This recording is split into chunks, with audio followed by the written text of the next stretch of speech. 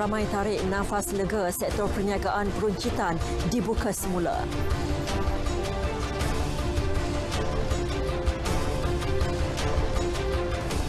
Norma baharu pendidikan cabaran kepada pelajar, guru dan ibu bapa.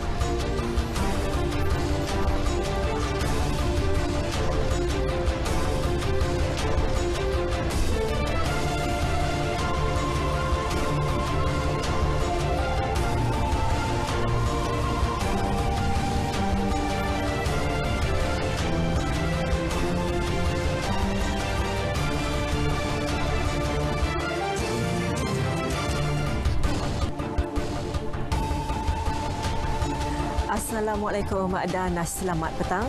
Berita wilayah Rabu 10 Februari 2021 bersama saya Nur Lela Muhammad Nur dan rakan juru bahasa isyarat Samuel Chiu.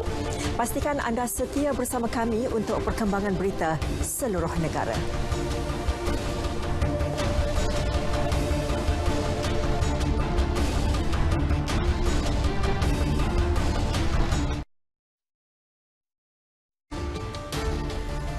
Akan terus membawa kepada anda kemas kini berita seluruh negara.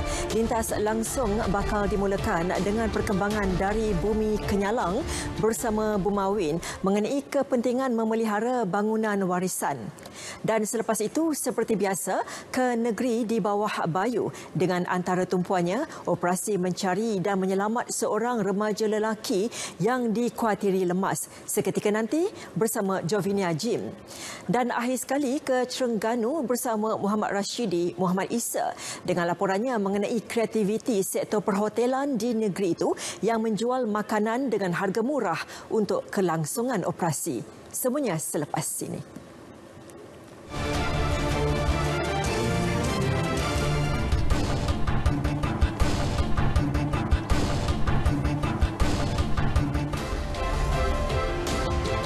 Baiklah, pengumuman pembukaan kembali beberapa sektor perniagaan peruncitan semalam melegakan pengusaha premis terlibat. Rata-rata pengusaha yang ditemui bersyukur dan gembira dengan pengumuman yang dinanti-nantikan itu. Di Negeri Sembilan, kebanyakan peniaga menggunakan peluang tersebut sebaik mungkin untuk menjana kembali pendapatan mereka yang terjejas berikutan penguatkuasaan Perintah Kawalan Pergerakan PKP akibat pandemik COVID-19. Bolehlah kami grow up balik sebab dah lama kan. Start daripada tahun lepas, kami terkesan lah. Rasanya dah dekat setahun lah. Tapi kami terpaksa memikul juga tanggungjawab sebab kami ada pekerja-pekerja yang untuk dibayar. Syukur Alhamdulillah di atas pembukaan yang telah diumumkan semalam oleh MKN. Sedikit sebanyak memberikan kelegaan kepada saya sendiri sebagai pengusaha fotografi dan memberi sedikit nafas kepada staf saya sendiri di mana mereka juga pun boleh bekerja. Sementara itu, kebenaran aktiviti makan di restoran terhad untuk 2 pelanggan 1 meja dengan penjarakan fizikal 1 meter turut disambut baik. Alhamdulillah hari pertama ni customer ramai. Orang kata apa sebab dia dah lama dia tak datang makan ke kedai kan. And then customer pun teruja lah nak datang dan jadi jam lah hari ni. Sangat sesuai untuk bagi pekerja-pekerja yang mana selalu bergerak mobile dan mudah untuk makan. Jadi kita boleh stay untuk makan dan kemudian terus meneruskan kerja lah. Mungkin ada tempat-tempat pekerja-pekerja yang tidak ada kantin, ada kemudian kantin untuk makan, jadi dia boleh makan di restoran. Semalam, Menteri Kanan Pertahanan Datuk Seri Ismail Sabri Yaakob mengumumkan kerajaan membenarkan pembukaan semula beberapa sektor perniagaan peruncitan termasuk kedai pakaian, kedai kasut, kedai peralatan sukan dan kedai kosmetik berkuat kuasa hari ini. Pada perkembangan sama, pembukaan semula aktiviti sektor perniagaan peruncitan hari ini disambut baik Kementerian Perdagangan Dalam Negeri dan Hal Ehwal Pengguna KPDNHEP. Menterinya Datuk Seri Alexander Nantalinggi dalam satu kenyataan berkata pengumuman Majlis Keselamatan Negara MKN itu tepat pada masanya dan dinantikan semua pihak. Beliau yakin pemain industri dan pengguna akan mematuhi SOP yang ditetapkan kerajaan dalam memerangi penularan COVID-19. Selain itu, kementeriannya akan terus memantau dan tindakan tegas akan diambil terhadap pemilik perniagaan yang gagal mematuhi SOP di bawah Akta Pencegahan dan Kawalan Penyakit Berjangkit 1988, Akta 342. Polis menerima 42,600 permohonan permit rentas daerah dan negeri sejak Perintah Kawalan Pergerakan PKP 2.0 diumumkan sehingga semalam. Ketua Polis Daerah Kuantan, Asisten Komisioner Muhammad Nur Yusof Ali berkata permohonan itu melibatkan pelbagai alasan munasabah, terutama faktor kerja dan peperiksaan. Beliau berkata daripada jumlah tersebut, sebanyak 2,600 permohonan telah ditolak. Ia termasuklah permohonan tanpa dokumen sokongan, tidak mematuhi syarat kelulusan dan sektor serta aktiviti bukan dalam perkhidmatan penting.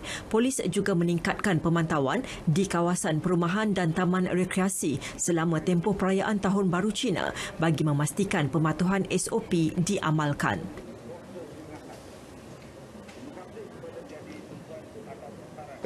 Dan juga kelulusan kita ini kebanyakannya adalah urusan yang paling tinggi, urusan kerja yang memang tidak dapat dinafikan.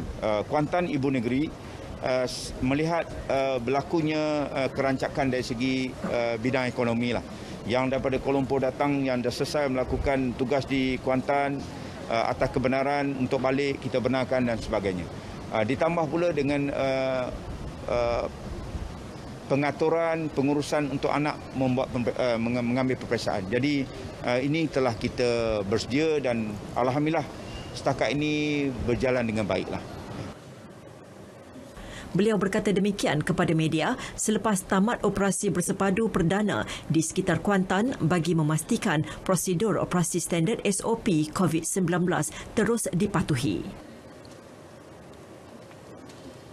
Norma baharu pendidikan sememangnya satu cabaran buat semua pihak, tidak kira pelajar, guru dan ibu bapa. Namun itu bukan menjadi penghalang buat mereka untuk terus memastikan pengajaran dan pembelajaran di rumah PDPR berkesan dan berjalan sebaiknya.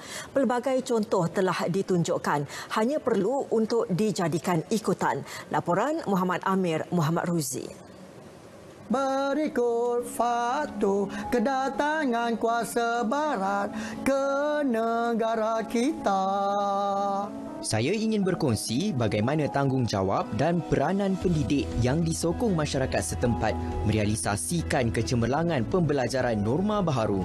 Muhammad Zulkhairi Berhanuddin atau Cikgu Zul mengakui biarpun berhadapan pelbagai cabaran, namun PDPR ini banyak membantu beliau untuk menjadi lebih kreatif. Malah video pembelajaran yang dihasilkannya banyak membantu menarik minat pelajar untuk terlibat secara aktif ketika PDPR berlangsung.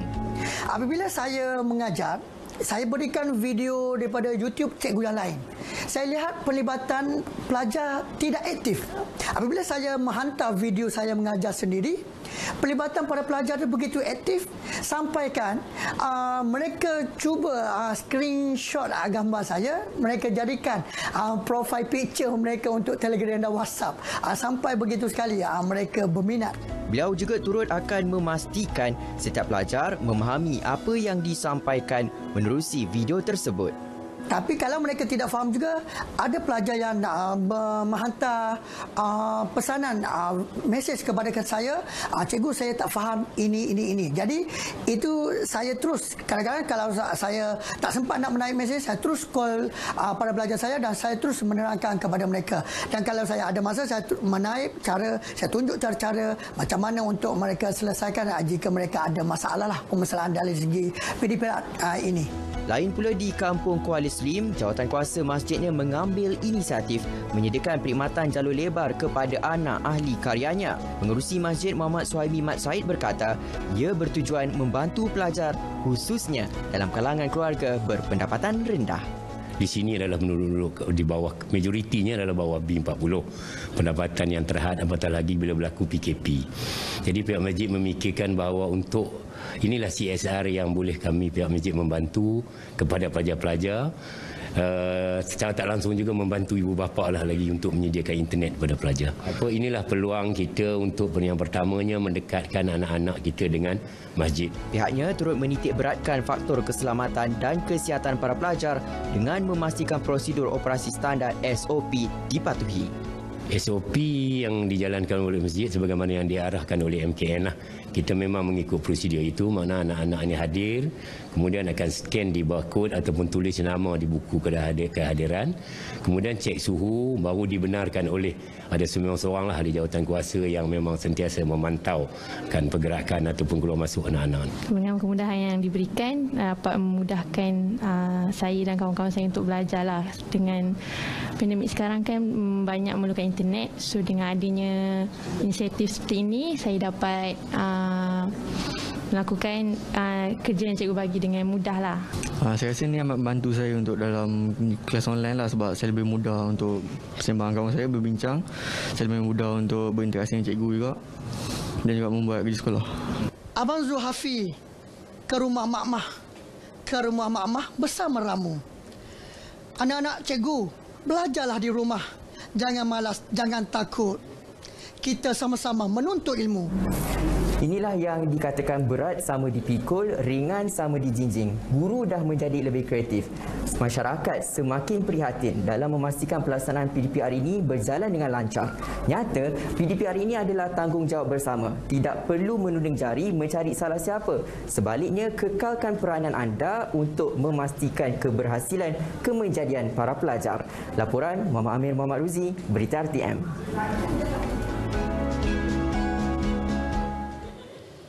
Jabatan Kastam Diraja Malaysia JKDM Kelantan mendapati ada pihak tertentu mengambil kesempatan menjadikan Pasar Siti Khadijah sebagai transit bagi penyeludupan rokok haram. Kegiatan itu dikesan hasil serbuan yang dilakukan oleh sepasukan anggota bahagian penguatkuasa kastam di pasar itu pada pukul 10.30 pagi semalam hasil risikan dan maklumat awam. Pengarah JKDM Kelantan, Muhammad Rakbi Mat Saud berkata, dalam operasi selama 2 jam itu, pihaknya berjaya menemukan sebanyak 48,000 batang rokok putih yang dianggarkan bernilai RM8,488 dengan nilai cukai lebih RM34,000. Kesemua rokok jenama dijumpai disimpan di stor penyimpanan barang di sebuah gerai peniaga di situ, namun tiada tangkapan dilakukan. Modus operandi yang digunakan penyeludup ini adalah dengan mencampurkan rokok-rokok seludup tersebut dengan pelbagai barangan lain seperti sayur-sayuran, ikan dan buah-buahan bertujuan mengaburi mata pihak berkuasa. Dalam satu kenyataan yang dikeluarkan kepada media, Muhammad Rakbi berkata, rampasan terbabit disyaki telah dibawa masuk secara haram dari luar negara ini melalui sempadan Sungai Golok dan pesisir pantai negeri Kelantan. Kes disiasat di bawah Seksyen 135/1/D Akta Kastam 1967. Di Kedah, gara-gara tersesat jalan, seorang lelaki dipercayai menyeludup rokok ditahan polis kerana dilihat berada dalam keadaan mencurigakan di kawasan terbabit. Ketua Polis Daerah Kulim, Superintendent Azhar Hashim memaklumkan pemeriksaan lanjut dalam kenderaan suspek telah menemui 8 buah peti yang mengandungi 400 karton rokok John yang dipercayai diseludup masuk dari selatan negara ini untuk pasaran utara tanpa cukai kastam. Dalam ops bersepadu Sabtu lalu, rokok dirampas dianggarkan bernilai RM28,000 dan turut dirampas kenderaan suspek.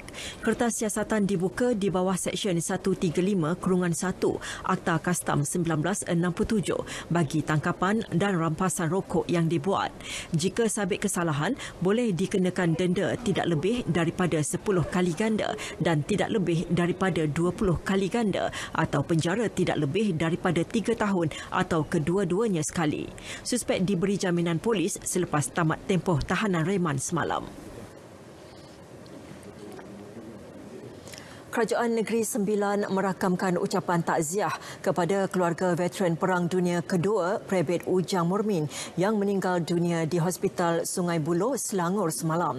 Menteri Besar Datuk Seri Aminuddin Harun menyifatkan pemergian Allahyarham sebagai satu kehilangan besar kepada negara.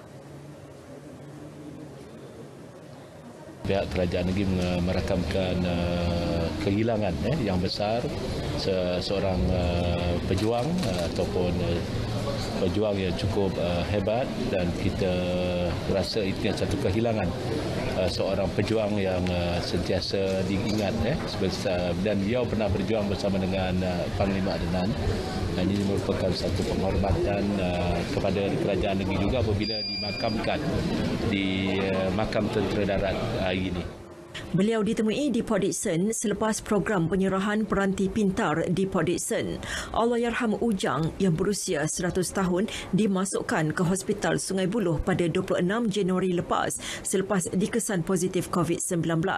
Allahyarham Ujang yang berasal dari Kampung Kundo, Rembau pernah bersama-sama wira perang legenda Allahyarham Lieutenant Adnan Saidi ketika menentang tentera Jepun. Baiklah, untuk mendapatkan laporan cuaca semasa langsung dari Jabatan Meteorologi, kita bersama pegawainya Rashdam Amirul Ashraf Ruslan di sana. Silakan. Assalamualaikum dan salam hormat kepada semua penonton. Kita mulakan informasi cuaca pada petang ini dengan melihat kepada carta angin semasa.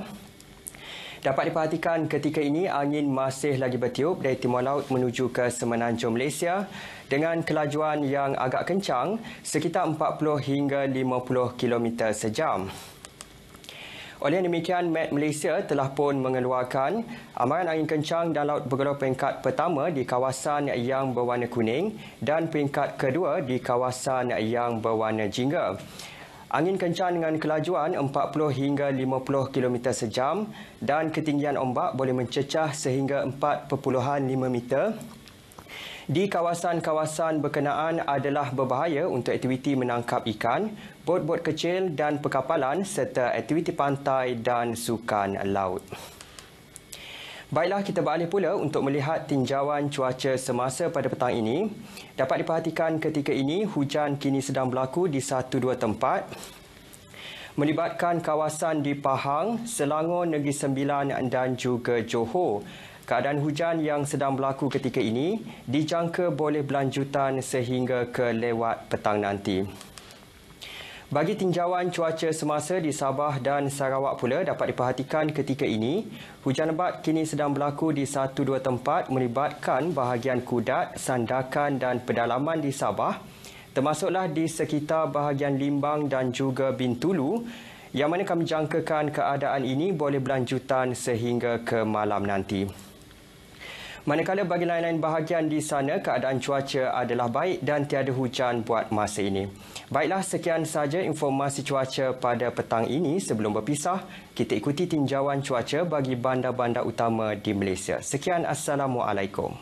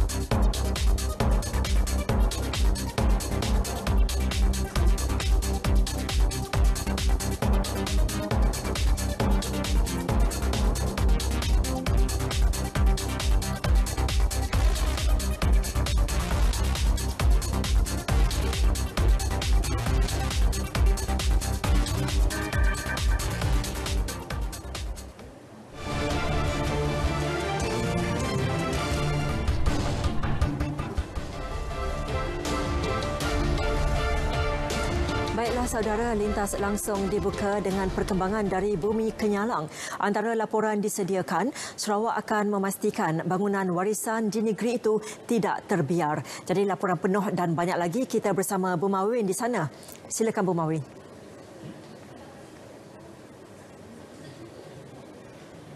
Baiklah, salam sejahtera dan salam hormat. Sarawak akan memastikan bangunan warisan di negeri ini tidak terbiar. Menteri Pelancongan, Kesenian dan Kebudayaan Dato' Abdul Karim Rahman Hamzah berkata sebaliknya bangunan tersebut akan dijadikan sebagai daya tarikan pelancong ke negeri ini. Jelasnya, usaha perlu dilakukan bagi memastikan bangunan warisan menjadi tumpuan masyarakat dengan pelbagai aktiviti komersial yang mampu membawa pengunjung ke zaman silam. Well, sometimes I feel when you're being selective, why are you only looking at the Round Tower? Why are you not looking at other places? Why are you not looking at the Marians? Why are you not looking at St. Joseph School or Chonghua School No. 4? Sebuah bangunan yang menjadi heritage, terutama sekali kepada orang Melayu. Beliau berkata kerajaan negeri turut menguatkuasakan undang-undang ketat bagi melindungi tapak warisan di bawah Ordinan Warisan Sarawak 2019. Dato' Abdul Karim mengulas kritikan pengubahsuaian Round Tower Kuching yang dikatakan merosakkan struktur bangunan bersejarah peninggalan dinasti Brooke di Sarawak. Beliau ditemui media selepas pelancaran jurnal Muzium Sarawak dan aplikasi Muzium Sarawak di Kuching. Mengenai pelancaran itu, Dato' Abdul Karim optimis usaha digitalisasi itu memudahkan pengkaji dan ahli akademik dari seluruh dunia meneroka pelbagai artifak dan sejarah mengenai Sarawak. Ia juga sekaligus meletakkan Sarawak sebagai sebuah destinasi pelancongan menarik. Pelaksanaan projek transformasi luar bandar RTP yang telah diperkenalkan sejak 2016 telah memberi impak pembangunan kepada 60 buah kampung dan rumah panjang di kawasan Dewan Undangan Negeri Dun Bukit Kota. Menteri Muda Permodenan Pertanian, Tanah Adat dan Pembangunan Wilayah, Datuk Dr. Abdul Rahman Ismail yakin RTP dapat mempercepat sasaran menyediakan infrastruktur dan kemudahan asas sepenuhnya di kawasan Dun Bukit Kota menjelang tahun 2025. Datuk Dr. Abdul Rahman yang juga anggota Dewan Undangan Negeri Adun Bukit Kota berkata kesemua RTP yang dirancang dari tahun 2016 hingga tahun lepas berjaya disiapkan. Saya yakinlah kemudahan seperti ini dapat dilaksanakan sepenuhnya lah. 2021 ini mungkin dalam lingkungan baru mencapai di antara 60 ke 70%. Jadi ada tinggal dalam 30% untuk dilaksanakan. Beliau ditemui media selepas meninjau projek-projek di bawah RTP di 4 kampung di Limbang iaitu Kampung Lupak Ranggas, Gadong, Lupak Panggi dan Pandam. Dalam perkembangan berkaitan, Datuk Dr. Abdul Rahman berkata peruntukan sebanyak RM5 juta kepada setiap wakil rakyat untuk melaksanakan RTP tidak disalurkan melalui Pusat Khidmat Wakil Rakyat berkenaan. Sebaliknya, wakil rakyat hanya diberi kuasa untuk mencadangkan nama projek di kawasan diwakili mereka manakala pelaksanaan projek adalah mengikut fasa. 6 buah rumah panjang di bahagian Miri iaitu 5 di daerah Beluru dan 1 di daerah Subis masih lagi di bawah Perintah Sekatan Pergerakan. Menteri Bertanggungjawab terhadap Jawatankuasa Pengurusan Bencana bahagian JPBB Miri, Datuk Lee Kim Shin berkata Sekatan Pergerakan Rumah Panjang Nelson di daerah Beluru akan tamat pada 13 Februari manakala Rumah Pengabang, Rumah Matthew Tiri, Rumah Lawang dan Rumah Banyan akan tamat pada 21 Februari. Manakala Sekatan Pergerakan di Rumah Panjang Clarence dalam daerah Subis akan tamat pada 16 Februari. Datuk Lee dalam satu kenyataan memberitahu 7 buah rumah panjang yang telah tamat Perintah Sekatan Pergerakan ialah Rumah Panjang Emah Sungai Riam, Rumah Apple, Rumah Anthony, Rumah Cabu, Rumah Justin di daerah Beluru, Rumah Sabang di daerah Subis dan Kampung Lonjee Baram, Telang Usan. Mengulas kluster seruas Beluru yang kini telah memasuki generasi kedua, Datuk Lee menggesa orang ramai terus mematuhi prosedur operasi standard yang telah ditetapkan. Beliau turut memaklumkan daerah Telang Usan berstatus zon hijau sejak 2 hari lepas dan ini menjadikan bahagian Miri mempunyai 2 daerah dalam zon hijau iaitu Marudi dan Telang Usan.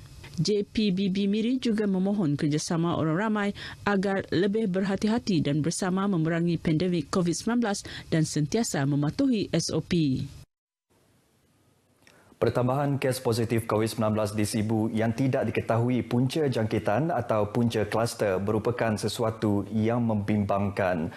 Menurut pakar perunding kanan Pediatrik Hospital Umum Sarawak, Dr. Oi Mong Ho, proses mengenal pasti punca jangkitan atau kluster untuk setiap kes positif COVID-19 amat penting bagi membantu mencari kontak-kontak rapat dengan sesuatu kes positif yang dilaporkan. Jelasnya, usaha menghubungkan titik rantaian jangkitan perlu dilakukan dengan cepat dan seramai mungkin. Ini kerana ada antara individu tidak mengenali satu sama lain tetapi berkemungkinan telah berkunjung ke lokasi sama, berjumpa dengan individu sama ataupun melakukan aktiviti yang sama. Tegasnya, semakin banyak kes-kes tidak dapat dihubung kait atau diketahui punca jangkitan, semakin sukar untuk membendung rantaian jangkitan di Bandar Sibu. Justru, langkah Jawatankuasa Pengurusan Bencana Negeri Sarawak mengumumkan senarai tempat dikunjungi oleh pesakit COVID-19 adalah tepat dan perlu diambil serius oleh orang ramai. Pay attention to the list. And if you think that you were exposed or we have been to that area of that time or that particular premise, and you think you are worried, you may have some symptoms, then please get yourself tested. That will help to cut down the transmission chain. Beliau menyatakan demikian semasa sesi Facebook Live yang dihoskan oleh Pengerusi Majlis Perbandaran Sibu MPS Clarence Ting. Dalam pada itu, Dr. Oi juga turut menyeru komuniti Cina di Sibu merayakan sambutan Tahun Baru Cina secara sederhana dan mematuhi garis panduan yang telah ditetapkan. Pustaka Negeri Sarawak Pustaka telah menghasilkan pelbagai program dalam talian untuk pelanggan yang memerlukan perkhidmatan sepanjang tempoh Perintah Kawalan Pergerakan PKP dan pandemik COVID-19. Pemangku Ketua Pegawai Eksekutif Pustaka Arpah Adenan berkata, antara program tersebut ialah Book Bay yang membolehkan pelanggan menempah bahan bacaan secara dalam talian. Jelasnya, bahan bacaan yang ditempah itu kemudiannya akan dihantar menggunakan perkhidmatan penghantar barangan ke rumah pelanggan. Arpah menyatakan demikian kepada pemberita selepas melakukan kunjungan hormat terhadap Ketua Menteri Datuk Patinggi Abang Johari Tun Openg di Wisma Bapa Malaysia, Petrajaya di Kuching. Menurutnya, perkhidmatan atas talian bukan benda baharu bagi pustaka kerana sebelum pandemik lagi, mereka sudah banyak menggunakan perkhidmatan atas talian. Pustaka juga banyak menggunakan medium media sosial bagi menyampaikan maklumat kepada orang ramai. Turut hadir mengetuai kunjungan tersebut ialah Pengerusi Pustaka Negeri Sarawak, Tan Sri Hamid Bugo. Kunjungan tersebut antara lain bertujuan untuk memberi taklimat kepada Ketua Menteri berkaitan aktiviti tahunan Pustaka Negeri Sarawak tahun lepas dan tahun ini. Kerajaan negeri berluluskan RM60 juta untuk membina Kompleks Pejabat Majlis Perbandaran Padawan MPP yang baharu di tapak seluas 20 hektar. Pengerusinya Loke Chiang berkata pembinaan kompleks yang bercirikan bangunan hijau itu akan bermula sebaik sahaja proses pengurusan tapak tanah selesai. New office complex for Padawan Municipal Council. NCM has approved the project. NCM has approved an allocation of 60 million for the new project.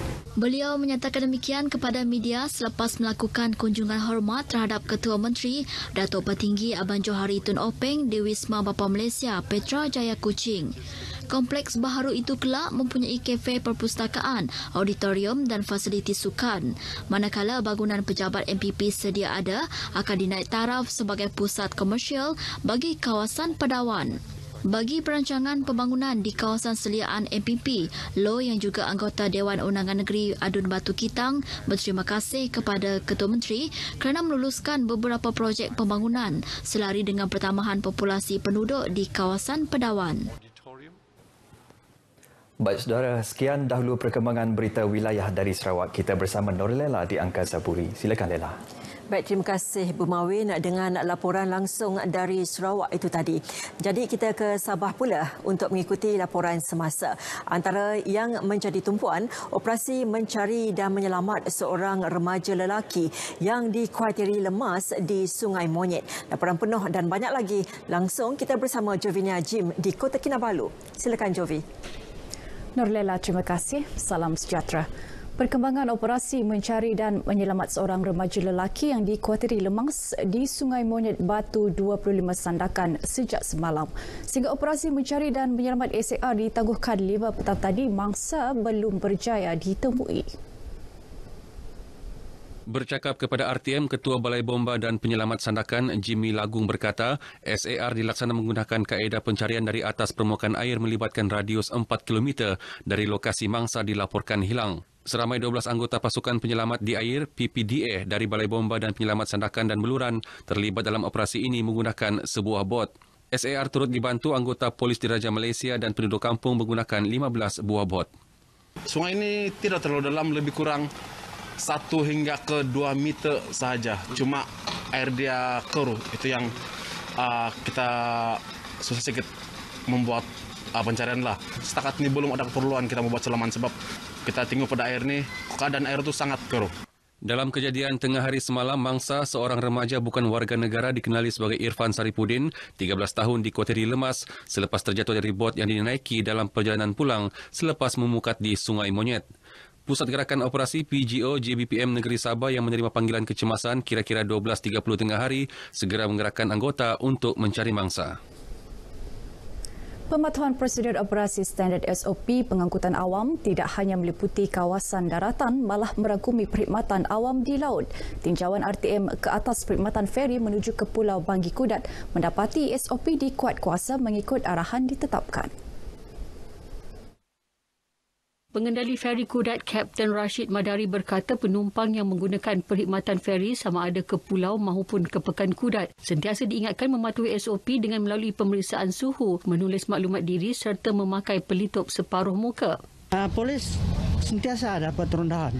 Daripada Kudat pun dia buat, daripada Banggi sebelum kami berlayar semua dia cek SOP itu baru berlayar. Betul-betul berdisiplin. Sebab saya lihat diorang betul-betul mengikuti SOP yang dibentangkan oleh Kementerian Kesihatan dan mereka lebih tertumpu kepada bahawa penyakit ini adalah penyakit yang amat berbahaya. Jadi mereka arahan-arahan yang diberikan oleh Kementerian Kesihatan senantiasa mereka patuhi. Pematuhan SOP dalam feri berjalan lancar dan kita boleh tengok kalau di tempat duduk tu ada tanda pangkah yang tak boleh duduk. Berdasarkan pemerhatian saya memang semua penumpang mengikut SOP yang ditetapkanlah. Berdasarkan SOP Perintah Kawalan Pergerakan PKP, had maksima penumpang feri berkenaan ditetapkan 91 orang berbanding 181 kapasiti sebenar. Persiapan sambutan Tahun Baharu Cina yang bakal dirayakan beberapa hari lagi terus berjalan walaupun perayaan itu akan diraikan dalam suasana berbeza. Di Tawau, sebanyak 14 persatuan dan pertubuhan masyarakat Tionghoa di daerah itu dan Kalabakan menerima sumbangan berupa set kostum tarian singa daripada kerajaan negeri. Pembantu Menteri Keuangan Datuk Nizam Abu Bakar Titingan berkata, walaupun tarian singa di khalayak ramai tidak dibenarkan dalam perayaan kali ini susulan pelaksanaan Perintah Kawalan Pergerakan PKP, namun penyaluran sumbangan terus digerakkan. Jadi kita berharap agar bantuan ini akan dapat dimanfaatkan dan ia akan dapat menjalinkan hubungan yang erat antara kerajaan dan semua persatuan-persatuan kebudayaan Tionghoa, bukan saja yang ada di Tawau ini, tetapi sebenarnya di seluruh negeri Sabah. Datuk Nizam yang juga adu napas berkata demikian kepada pemberita dalam majlis penyampaian sumbangan kerajaan negeri kepada Pertubuhan Masyarakat Tionghoa di Gelanggang Bola Keranjang Kampung Jawa Tawau. Katanya, kerajaan negeri yang diterajui Gabungan Rakyat Sabah juga menyediakan peruntukan 18 juta ringgit kepada sekolah persendirian, persatuan dan pertubuhan masyarakat Cina di Sabah. Walaupun negara masih dalam penguatkuasaan Perintah Kawalan Pergerakan PKP, ia tidak menghalang masyarakat Tionghoa untuk menyambut perayaan Tahun Baharu Cina dalam suasana norma baharu. Tinjauan RTM di Kota Kinabalu mendapati pihak Tokong membuat persediaan rapi bagi memastikan upacara keagamaan yang akan dijalankan mengikut prosedur operasi standard SOP ditetapkan. Timbalan Pengurusi Tokong P6 Tong Lim Wun Chan berkata, bagi upacara keagamaan kali ini terhad kepada 30 orang sahaja dalam satu masa. SOP tahun ini sekaligus tidak boleh lebih 30 peserta masuk dalam toko dan tiap kumpulan masuk ini hanya dibenarkan setengah jam dalam toko saja. Menteri Kanan Keselamatan Datuk Seri Ismail Sabri Yaakob sebelum ini mengumumkan aktiviti keagamaan di rumah ibadat sempena perayaan Tahun Baharu Cina pada 11, 12 dan 19 Februari dibenarkan dan tertakluk kepada SOP ketat dengan bilangan tidak melebihi 30 orang. Tempoh waktu sembahyang diperuntukkan selama 30 minit dan diselangi dengan kerja sanitasi selama 30 minit sebelum sesi seterusnya. Susulan pengumuman Ketua Menteri Datuk Seri Panglima Haji Jinor mengenai pemberian peruntukan khas RM100,000 kepada 31 ahli Dewan Undang Negeri Adun Pembangkang. Beberapa adun pembangkang yang ditemui RTM memberikan reaksi positif kepada keprihatinan kerajaan negeri itu. Peruntukan khas ini diberikan kepada wakil rakyat berkenaan untuk membantu mereka menangani masalah di kawasan masing-masing berikutan penularan pandemik COVID-19. I'd like to thank the Chief Minister of Sabah, Datuk Seri Haji Ji, for the announcement today that he will be giving each opposition YB RM100,000 to combat the COVID-19. Thank him for the consideration and also his open-mindedness for doing so. Datuk Krishna juga berharap Ketua Menteri akan mempertimbang memperuntuk dana pembangunan kepada wakil rakyat pembangkang seperti yang telah dilakukan oleh Kerajaan Perak dan Johor. Adun Kedamaian Datuk Iwan Benedict pula menyifatkan peruntukan khas itu sebagai satu permulaan yang baik dan perlu diperluas pada masa akan datang. Beliau yang juga naib Presiden Parti Pertubuhan Progresif Kinabalu Bersatu APKO berkata, peruntukan khas itu akan dimanfaat sebagai dana pembangunan demi manfaat penduduk. Sementara itu, Wakil Rakyat Luyang Pun Jinza dari Parti DAP turut mengalu-alukan inisiatif kerajaan negeri itu. Paparan tadi mengakhiri berita dari Sabah petang ini dan saudara terus berada di rumah jika tiada urusan penting. COVID-19 belum berakhir. Dengan itu kita kembali bersama Nurlela di Angkasa Puri. Silakan. Baik Javinia, terima kasih dengan laporan dari Sabah dan seterusnya kita ikuti pula perkembangan dari Terengganu.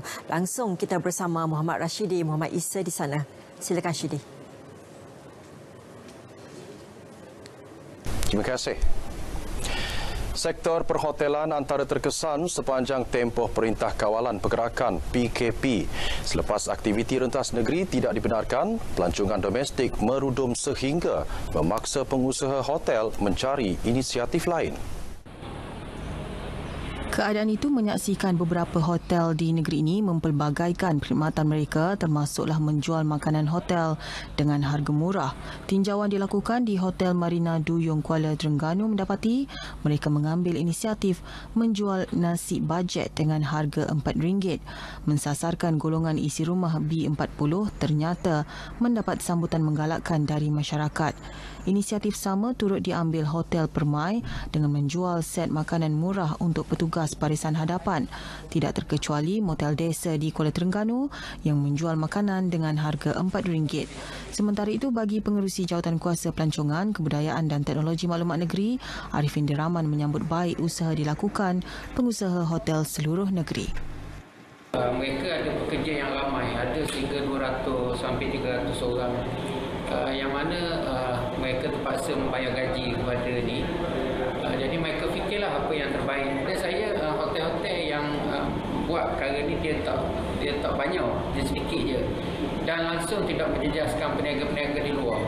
Pada saya ini adalah langkah proaktif macam mana mereka nak dapat duit, dan perkara yang paling penting sekali adalah mereka sebenarnya dalam waktu yang sama mereka mempromosikan hotel mereka. Beliau ditemui selepas menyerahkan bantuan telefon pintar menerusi program Cakna Didik Marang Hebat Fasa 2 di Pusat Pintar Alur Limbat Marang. Meskipun sambutan Tahun Baharu Cina tahun ini disambut dalam normal baharu ekoran pandemik COVID-19, kemeriahannya patut diraikan dalam suasana penuh ceria. Bagi tujuan itu, 11 buah rumah kaum Tionghoa dalam kawasan Batu Rakit, Kuala Nerus disantuni pemimpin tempatan. Ahli Dewan Undangan Negeri Batu Rakit, Bazlan Abdul Rahman berkata, penyampaian bantuan kepada 11 buah rumah penerima terlibat dibuat mengikut prosedur operasi standard yang ketat. Setiap rumah menerima bakul makanan keperluan harian dan ampau sumbangan pejabat DUN Batu Rakit. Mereka termasuk warga emas, ibu tunggal dan pesakit orang kelainan upaya OKU. Agihan sumbangan sedikit kepada masyarakat Cina ini, kita tetap mengikut SOP yang ditetapkan oleh pihak kerajaan, di mana dari segi jarak dan sebagainya kita ambil kira lah. Sebab itu hari ini saya pun, kehadiran kita pada hari ini pun tidak ramai lah. Tidak ramai supaya tidak melanggar SOP yang ditetapkan lah. Sumbangan diberi sedikit sebanyak mampu mengubat kerinduan terhadap suasana sambutan Tahun Baru Cina sebagaimana sebelum ini. Bagi penerima pula, persiapan dan sambutan Tahun Baru Cina kali ini disambut secara ala kadar. Malah tiada makan besar disambut seperti mana kelaziman ekoran, ahli keluarga yang lain tidak dapat pulang menyambutnya kali ini. Saya ni umur 60 tahun ni yang beza sekali.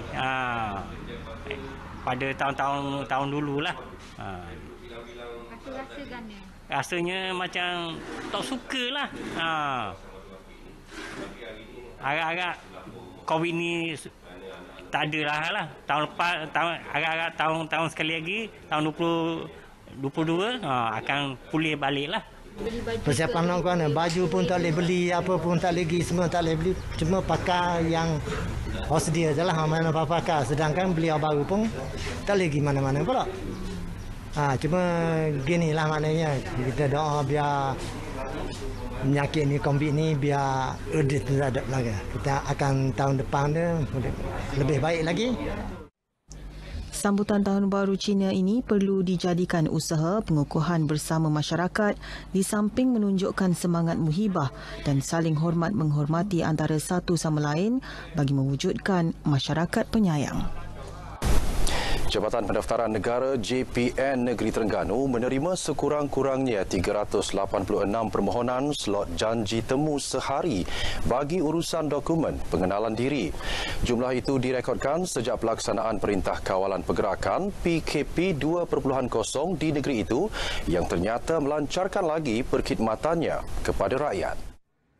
Pengarah JPN Negeri Muhammad Nasir Karim berkata secara keseluruhannya JPN Negeri ini mencatatkan 5,679 pelbagai permohonan urusan dokumen pengenalan diri sejak PKP 2.0 dilaksanakan pada 22 Januari lalu. Hanya 8 cawangan JPN beroperasi di 8 daerah bermula jam 8.30 pagi hingga 5 petang, manakala 2 lagi ditutup iaitu cawangan Pusat Komuniti Desa Al-Mutafi Bilasyah di Dungun dan cawangan Kerteh Kemaman bagi mengurangkan risiko kebolehjangkitan wabak COVID-19 yang masih melanda negara. Ia juga untuk memastikan prosedur operasi standard SOP yang ketat seperti penjarakan fizikal dapat dipatuhi. Bagi mereka yang mempunyai kes-kes kecemasan atau tiada capaian internet, boleh menghubungi terus talian Pejabat Perkhidmatan Pelanggan JPN Negeri. Kita faham juga ada juga rakyat kita ni ataupun pelanggan kita yang berada jauh lah ya, dari pedalaman ataupun ada masalah dari segi capaian internet kan. Jadi untuk kes macam ni kita sesepeka lah dan kita sedia untuk berikan bantuan dan perkhidmatan kita mana mereka ni boleh hadir secara walk-in lah. Maknanya tidak perlu buat temu janji secara dalam atas talian. Maklumat lanjut boleh merujuk portal JPN iaitu mytemujanji.jpn.gov.my. Sementara itu, JPN Negeri turut menasihatkan ibu bapa agar tidak melengahkan permohonan MyKad kanak-kanak umur 12 tahun bagi mengelakkan timbul masalah di masa akan datang. Permohonan juga dinasihatkan hadir dengan jumlah sangat minimum. Sekian sahaja berita dari Terengganu. Kembali kepada rakan penyampai di Angkasa Puri. Rashidi, terima kasih. Baiklah saudara, kita berehat seketika dan kembali selepas ini. Dengan sistem aplikasi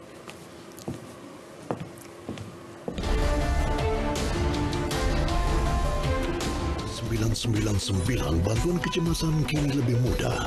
SafeMe 999 Polis menghubungkan seluruh rakyat Malaysia kepada pihak polis. SafeMe 999 Deaf untuk golongan kurang upaya pendengaran dan pertuturan.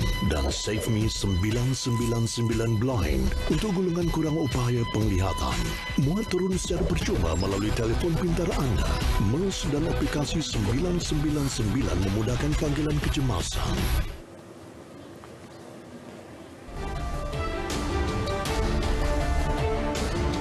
Kembali dalam berita wilayah. Pasangan suami isteri didakwa di Mahkamah Session Kota Baru atas kesalahan mendera anak angkat perempuan mereka berusia 1 tahun 3 bulan tahun lalu. Pasangan penganggur dan guru taska itu bagaimanapun mengaku tidak bersalah dan mohon dibicarakan di hadapan Hakim Ahmad Bazli Bahrudin. Muhammad Syaiful Afiz Abdul Wahab, 26 tahun dan Nura Yuni Muhammad Nur, 31 tahun, dituduh menyebabkan mangsa mengalami kecederaan pada bahagian kaki, badan dan wajah di sebuah rumah di Kot Lanas, Kota Baru, September hingga November tahun lalu. Tertuduh berdepan hukuman denda tidak melebihi RM50,000 atau penjara tidak melebihi 20 tahun atau kedua-duanya sekali. Kes dikendalikan oleh Pengarah Pendakwaan Negeri Kelantan Muhammad Zaki Abdul Kudus dan Timbalan Pendakwa Raya Negeri Khairul Anwar Wahab mencadangkan jaminan sebanyak RM50,000 setiap seorang berikutan kes melibatkan kanak-kanak dan hubungan dua buah keluarga. Manakala Peguam Wan Muhammad Ikram Wan Ibrahim mewakili Nurayuni Muhammad Nur memohon mahkamah membenarkan anak guamnya diikat jamin kerana ia kesalahan pertama anak guamnya selain mengambil kira situasi COVID-19 di penjara akan membahayakan kesihatan tertuduh. Mahkamah membenarkan kedua-dua tertuduh diikat jamin RM40,000 dan perlu melaporkan diri di Balai Polis berhampiran, menyerahkan pasport kepada mahkamah serta tidak boleh mengganggu mangsa dan pengadu. Sebutan semula kes ditetapkan 10 Mac ini. Sebanyak 7,163 saman dikeluarkan Jabatan Pengangkutan Jalan JPJ Perak terhadap kenderaan jenis perdagangan sejak Januari sehingga semalam sepanjang pelaksanaan Ops COVID PKP 2.0. Pengarahannya Muhammad Yusof Abustan memaklumkan jumlah tersebut menunjukkan peningkatan berbanding tahun lalu yang merekodkan jumlah saman 4,128 pada 2 bulan yang sama. Manakala bagi kenderaan jenis persendirian dan perkhidmatan awam, masing-masing mencatatkan penurunan dengan jumlah 3,211 dan 66 saman.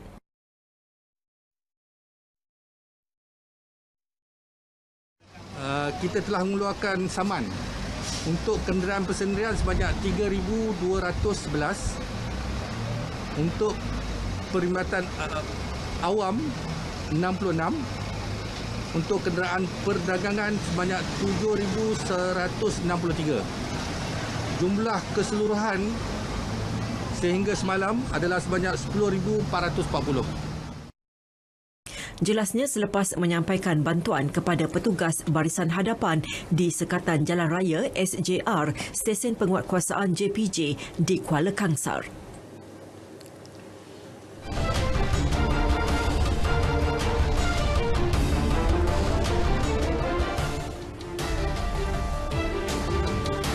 Baiklah saudara, kita mulakan dengan perkembangan sukan berbasikal. Jagoh berbasikal trek negara Muhammad Azizul Hasni Awang terus mendapat suntikan semangat dalam persiapan ke Sukan Olimpik Tokyo Julai ini apabila menghuni kedudukan teratas dalam ranking dunia acara pecut individu. Menurut Azizul Hasni, kedudukan tersebut pastinya menjadi pembakar semangat buat dirinya selain ia sesuatu yang positif buat arena sukan berbasikal negara. Pelumba berusia 33 tahun dari Dungun itu turut berharap pencapaian tersebut menjadi sumber inspirasi kepada atlet muda negara dalam mengejar cita-cita di peringkat tertinggi. Berdasarkan ranking terkini Kesatuan Berbasikal Antarabangsa UCI semalam, pelumba yang dikenali dengan julukan The Pocket Rocket Man itu mengumpul 1,600 mata untuk berada di tangga teratas. Pelumba Jepun Tomohiro Fukaya berada di kedudukan kedua dengan 1,442.5 mata, diikuti Sam Webster dari New Zealand 1,390 mata di tempat ketiga. Rakan senegara Muhammad Syafirdaus Sahrum berada di tangga ke-18 dunia, diikuti Muhammad Fadil Muhammad Zonis ke-103 dan Amar Daniel Masri di tempat ke-248. Bagi acara Kerin pula, Azizul Hasni berada pada kedudukan kedua setelah meraih 1,740 mata di belakang Kevin Quintero dari Colombia yang mengumpul 1,790 mata. Sementara itu, pencapaian Azizul Hasni turut disusuli dengan ucapan tahniah daripada Menteri Belia dan Sukan Datuk Seri Rizal Marikan Naina Marikan dalam laman Twitter rasminya. Setelah lama menanti, peminat sukan tanah air akhirnya sudah boleh kembali mengikuti perkembangan sukan tempatan apabila saingan bola sepak Liga Malaysia, Liga M dan Liga Hoki Malaysia MHL 2021 bakal membuka tirainya bulan depan. Ini susulan kerajaan bersetuju untuk memberi kebenaran kepada pasukan Liga M, MHL dan Sepak Takraw League STL untuk memulakan latihan menerusi konsep gelembung sukan dan mengikut prosedur operasi standard SOP yang ketat bermula Isnin ini. Ketua Pegawai Eksekutif Liga Bola Sepak Malaysia MFL, Datuk Abdul Ghani Hassan berkata, sepak mula Liga M akan kekal berlangsung pada 5 Mac ini berikutan jadual yang agak padat. Beliau berkata, MFL tidak mempunyai banyak masa kerana selain 2 pusingan untuk Liga Super dan Liga Premier serta kejohanan Piala Malaysia, pihaknya juga perlu memberi ruang kepada saingan Liga Juara-Juara Asia ACL melibatkan Johor Darul Takzim JDT dan Piala AFC melibatkan Kedah Darul Aman FC dan Terengganu FC. Selain itu, kelayakan Piala Dunia 2022, Piala Asia 2023 melibatkan skuad Harimau Malaya pula dijangka dipinda ke Jun dari Mac, manakala Piala FA 2021 telah pun dibatalkan. Sementara itu, Presiden Konfederasi Hoki Malaysia MHC, Datuk Seri Subhan Kamal berkata pihaknya bersedia untuk menganjurkan MHL bermula dari 11 Mac hingga 10 April susulan saingan trofi Juara-Juara Asia ACT di Bangladesh pada Mac ini telah ditunda. Badan Induk Hoki negara itu juga akan menubuhkan satu pasukan petugas khas di bawah jawatan kuasa pertandingan yang akan bekerjasama dengan Majlis Sukan Negara, Institut Sukan Negara dan Pejabat Pesuruhjaya Sukan pada minggu ini bagi membincangkan SOP yang lebih terperinci. Manakala Presiden Persatuan Sepak Takraw Malaysia PSM, Datuk Seri Ahmad Ismail pula berkata keputusan mengenai STL akan diumumkan esok selepas perbincangan dengan ahli jawatan kuasanya. Semalam Menteri Belia dan Sukan, Datuk Seri Rizal Marikan Naina Marikan menerusi catatan di Facebooknya menjelaskan bahawa fasa pertama kelonggaran bagi sektor sukan itu memerlukan tempat latihan dan pergerakan atlet yang terkawal mengikut model gelembung sukan. Beliau berkata penginapan atlet juga perlu mengikut SOP kuarantin di kem dan kuarantin di rumah seperti yang telah ditetapkan. Baiklah, kita ke berita seterusnya. Stigma masyarakat terhadap bekas pesakit COVID-19 perlu dihapuskan. Kisah bekas pesakit COVID-19 yang ingin kami bawakan ini mungkin membuka mata kita semua untuk lebih matang dalam menghadapi krisis kesihatan. Jika tidak mampu untuk menyokong mereka daripada aspek lain, bantulah sokong mereka dari sudut emosi. Laporan Hamizah Mansur.